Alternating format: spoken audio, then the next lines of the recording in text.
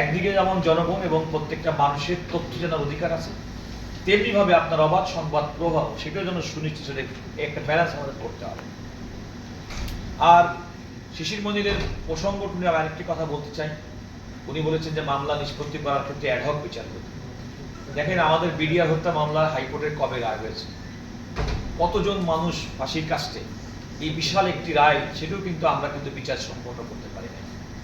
তবে হ্যাঁ, অতি সম্প্রতি এটাও কিন্তু আমাদের একটা ডেভেলপমেন্ট। নারী এবং শিশুদের দমন আইন, যে আইনের ভিত্তিতে এবং এই আইনের অধীনে মৃত্যুদণ্ডপ্রাপ্ত ব্যক্তিদের এবং সেই রেফারেন্সগুলো আপিলগুলো নিষ্পত্তির জন্য বাংলাদেশের মাননীয় প্রধান বিচারপতি অতি সম্প্রতি একটি বিশেষ বেঞ্চ গঠন করেছে। গত রোববার থেকে সেই বেঞ্চে 20টি মামলা এবং রামিসার মামলাটা আসলে কমপক্ষে 21টি মামলার বিচার হবে। আরও কয়েকটি বেঞ্চ আছে মৃত্যুদণ্ডের মামলা শুনানির জন্য।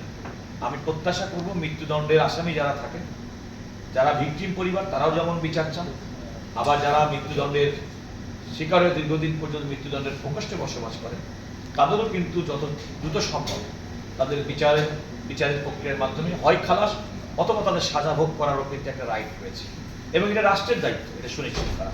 সেই পয়েন্টে আমি তার সঙ্গে সম্পূর্ণভাবে একমত।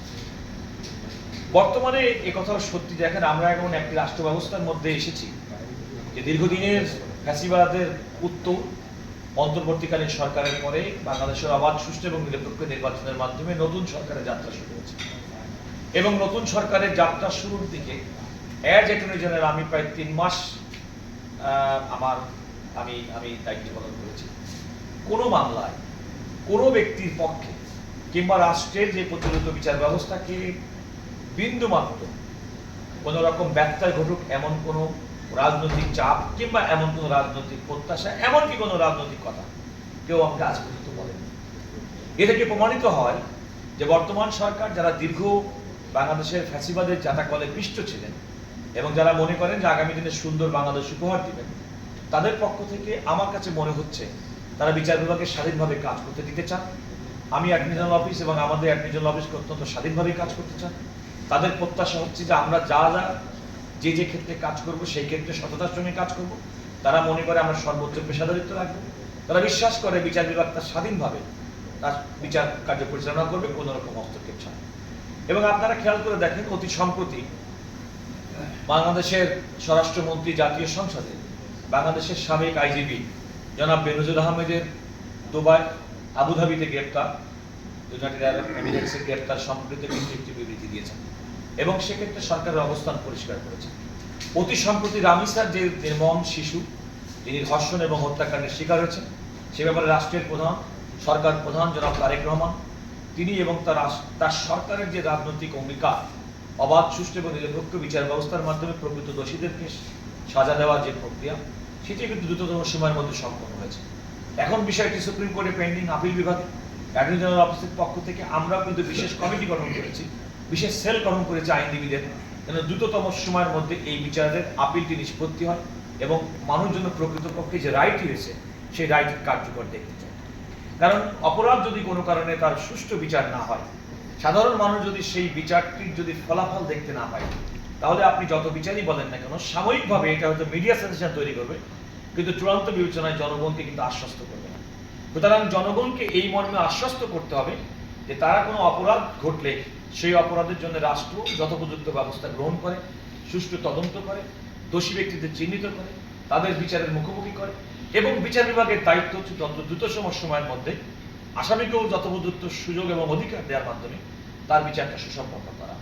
আপিলের যে প্রক্রিয়া, আমাদের চেষ্টা থাকবে যত দ্রুত সময়ের মধ্যে সেটা নিষ্পন্ন করা এবং এটা চূড়ান্ত বিবেচনায় এই রায়টি কার্যকরের দিকে যাওয়া। এটা হচ্ছে আমাদের রাষ্ট্রের পক্ষ থেকে দায়িত্ব।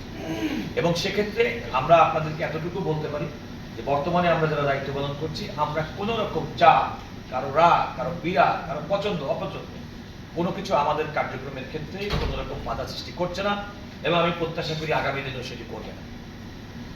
আরেকটি বিষয় আমি আপনাদেরকে বলতে চাই, সেটা হচ্ছে যে দেখেন, যে সুপ্রিম কোর্টের সাংবাদিকদের বিভিন্ন আদালতে প্রবেশের ক্ষেত্রে বিষয়টি আপনারা আমাকে বলেছেন, যথার্থই জনাব ডালিম সাহেব বলেছেন।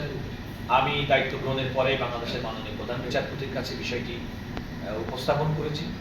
মাননীয় প্রধান বিচারপতি এই বিষয়টি নিশ্চয়ই ভাববেন। আমার মনে হয় যে এখন সুপ্রিম কোর্ট আইনজীবী সমিতির নতুন নেতৃত্ব এসেছে দীর্ঘদিন পরে, বিশেষ করে সুপ্রিম কোর্ট আইনজীবী সমিতিকে ভোট ডাকাতি, ভোট চুরির মাধ্যমে যে এটাকে একটা আমাদের সুপ্রিম কোর্টের আইনজীবীদের যে সম্মানহানি ঘটনা হয়েছে, এবার অবাধ, সুষ্ঠু এবং নিরপেক্ষ নির্বাচনের মাধ্যমে যে অনেক কমিটি গঠিত হয়েছে, আমরা অ্যাটর্নি জেনারেল অফিস, আমরা তাদের সহযোগিতা নিয়ে, এবং এখানে আরও সুবিধা হচ্ছে কি যে আমাদের সুপ্রিম কোর্ট আইনজীবী সমিতির অত্যন্ত চৌকস সাবেক সম্পাদক, যিনি এই সুপ্রিম কোর্ট আইনজীবী সমিতিতে আমাদের আধুনিকায়নের যে ছোঁয়া যিনি লাগিয়েছিলেন, যিনি বর্তমানে অতি সম্প্রতি বিএনপির জাতীয় কমিটির আইন বিষয়ক সম্পাদক হিসেবে দায়িত্ব পালন করেছেন, তিনি অ্যাট দ্য সেম টাইম জাতীয়তাবাদী আইনজীবী ফোরামের সুপ্রিম কোর্ট ইউনিটের সভাপতি।